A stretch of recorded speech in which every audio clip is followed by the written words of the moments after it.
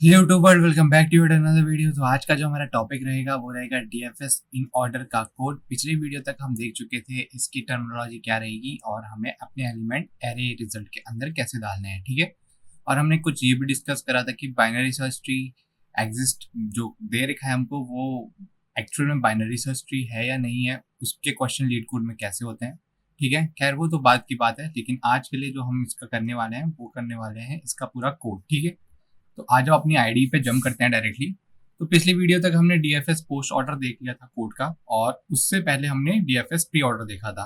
तो जब इस कोड को देखोगे तुम प्री ऑर्डर के और पोस्ट ऑर्डर का, इन कोडों में बस इस लाइन में फर्क है कि ये लाइन कहाँ पे लिखी जा रही है। प्री ऑर्डर में सबसे पहले लिखी जाती है, पोस्ट ऑर्डर में ये जब हम लेफ्ट और राइट दोनों चेक कर लेते हैं उसके बाद लिखी जाती है। तो आई गेस तुमने ये तो गेस कर ही लिया होगा कि अब जो हम इन ऑर्डर लिखने वाले हैं उसमें ये लाइन कहाँ पे आने वाली है, ठीक है।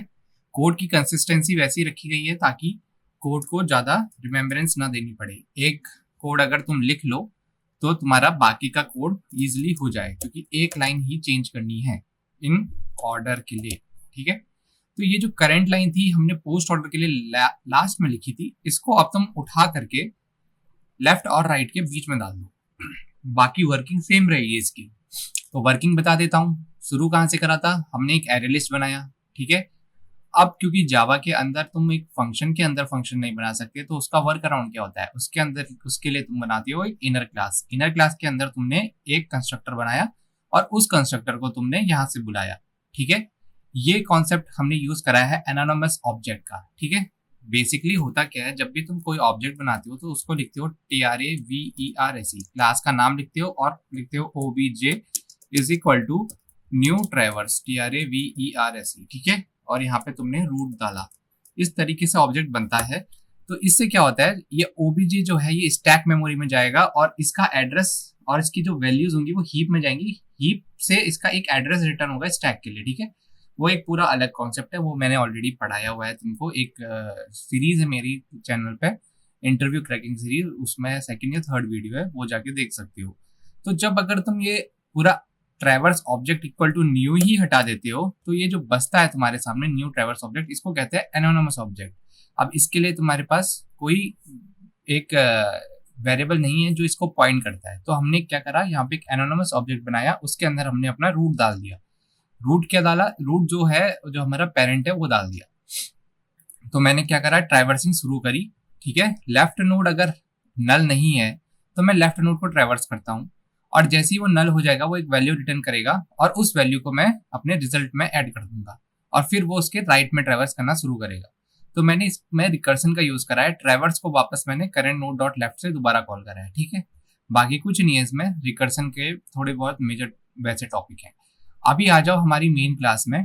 तो हमने BFS देखा था, DFS देखा था और DFS पोस्ट ऑर्डर देखा था।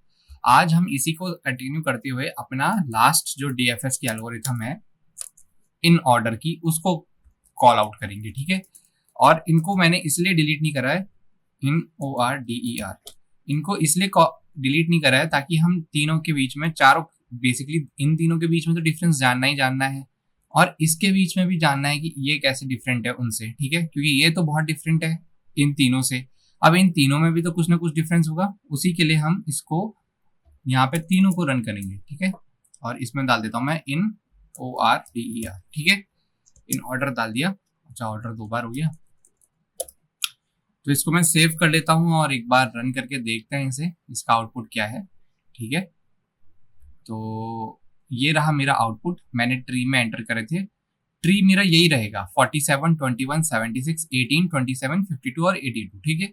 BFS के लिए भी यही है, DFS के लिए भी यही है, और DFS की जितनी तीन एल्गोरिथम हमने डिस्कस करी है उनके लिए हमने सेम ट्री यूज करा है, ठीक है। तो तीनों में डिफरेंट डिफरेंट क्या आ रहा है, तो BFS जो होता है वो रो बाय रो चलता है। सबसे पहले 47 रो आई, मतलब ये वाली रो आई, फिर 21 और 76 वाली रो आई, वो दोनों आई, 21 और 76, फिर बाकी की बची हुई रोज आ गई।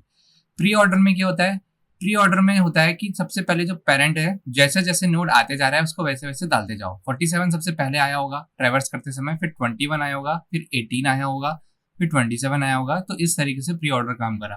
पोस्ट ऑर्डर में क्या होता है, तुम डेप्थ में सबसे पहले जाते हो, फिर उसका पेरेंट लिख लेते हो, फिर उसका राइट पेरेंट चाइल्ड लिखते हो, फिर अगेन तुम डेप्थ में जाते हो 52, तो 52 देखो 18 लिखा, फिर 20, फिर 18 लिखा, 21 लिखा, 27 लिखा, फिर डेप्थ में क्या है सबसे ज्यादा डेप्थ में, फिर 52 है, तो 52, 76 और 82 लिखोगे, ठीक है। तो 52, 80, 82, ये 82 और 76 आया, फिर लास्ट में जो हाईएस्ट डेप्थ में है वो 72।